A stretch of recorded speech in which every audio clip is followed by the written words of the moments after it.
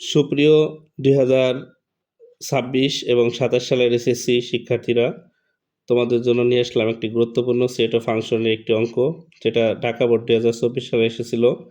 তো অঙ্কটা হচ্ছে এরকম: সার্বিক সেট ইউ সমান x belongs to N such that x বিজোড় সংখ্যা এবং 3 less than x less than 15, এবং দেওয়া আছে x belongs to N such that 7 less than x less than 15, এবং বি সমান দেওয়া আছে 5, 7, 11, 13। সি সমান দেওয়া আছে x belongs to N such that x 3 এর গুণিতক এবং এক্স বিলংস টু 15। তো ক নম্বরে বলছে এফ অফ এ সমান A cube minus 4a square plus 5a plus 2b হলে বি এর মান নির্ণয় করো যখন এফ অফ -1 সমান 0। খ নম্বর বলছে এ প্রাইম ইউনিয়ন বি বা সি নির্ণয় করো। গ নম্বর পাওয়ার অফ বি নির্ণয় করো, অর্থাৎ বি এর উপসেট নির্ণয় করো। দেখাও যে পাওয়ার অফ বি এর উপাদান 2 পাওয়ার n কে সমর্থন করে, যেখানে n বি এর উপাদান সংখ্যা। চলো এবার অঙ্কটি সমাধান করা যাক। তাহলে ক, এখানে দেওয়া আছে এফ অফ এ সমান A cube minus 4a square plus 5a plus 2b। তো এফ অফ -1 এর পরিবর্তে আমরা এফ অফ -1 বসাবো। তাহলে -1 কিউব মাইনাস 4 এর পরিবর্তে -1 স্কোয়ার প্লাস 5 এর পরিবর্তে -1 প্লাস 2b। -1 কিউব করলে -1, আর দেখে মাইনাস কিউব স্কোয়ার করলে প্লাস হয়, তাহলে -1 প্লাস -5 প্লাস 2b, তাহলে 2b আর এখানে -10। যেহেতু এফ অফ -1 সমান 0, সুতরাং 2b মাইনাস 10 সমান 0। তাহলে 2b সমান 10, তাহলে b সমান উপরে 10 নিচে 2, কাটাকাটি করলে b সমান 5। এটাই আমাদের অ্যান্সার। এবার খ নম্বর অঙ্কে দেওয়া আছে সার্বিক সেট ইউ সমান x belongs to N such that x বিজোড় সংখ্যা এবং 3 less than x less than 15, অর্থাৎ এক্স বিজোড় স্বাভাবিক সংখ্যা যা 3 থেকে বড় এবং 15 থেকে ছোট। তাহলে 3 থেকে বড়, 15 থেকে ছোট বিজোড় স্বাভাবিক সংখ্যাগুলা 5, 7, 9, 11, 13। এর সমান দেওয়া আছে x belongs to N 7 less than x less than 15, অর্থাৎ এক্স স্বাভাবিক সংখ্যা যেটা 7 থেকে বড়, 15 থেকে ছোট। তবে ওই সকল স্বাভাবিক সংখ্যা যেটা বিজোড় স্বাভাবিক সংখ্যা হতে হবে, জোড় স্বাভাবিক সংখ্যা হলে হবে না। তাহলে 9, 11, 13।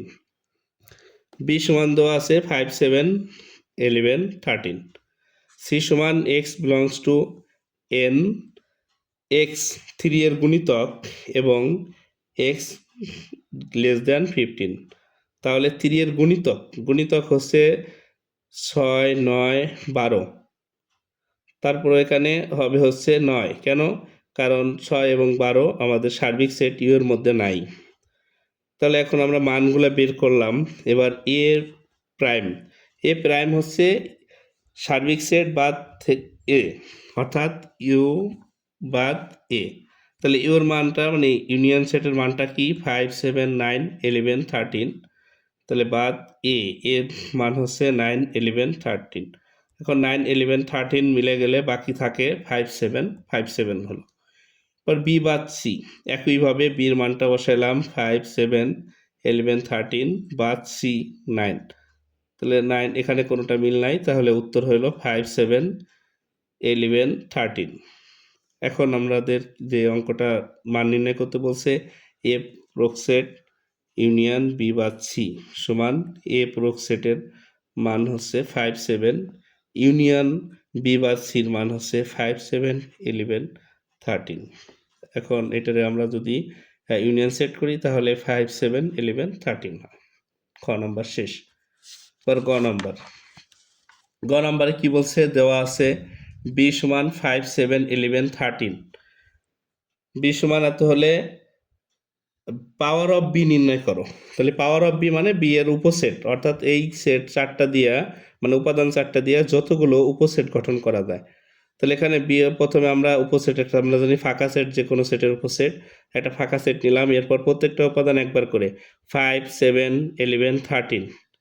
এরপর 2টা করে উপাদান নিব আমরা 5 7 5 11 5 13 7 11 7 13 11 13 এবার 3টা করে উপাদান নিব 5 7 11 5 7 13 5 11 13 7 11 13 এরপর 4টা করে 5 7 11 13 তাহলে এখানে বি এর উপাদান সংখ্যা n সমান 4টা 4 তাহলে পাওয়ার অফ বি এর উপাদান সংখ্যা 16 দেখি আমরা 16টা হয়েছে কিনা 1 2 3 4 5 6 7 8 9 10 11 12 13 14 15 16 হ্যাঁ হয়েছে তাহলে 16 সমান 2 পাওয়ার 4 করলে 16 তাহলে 2 পাওয়ার n সুতরাং পাওয়ার অফ বি এর উপাদান সংখ্যা 2 পাওয়ার n কে সমর্থন করে।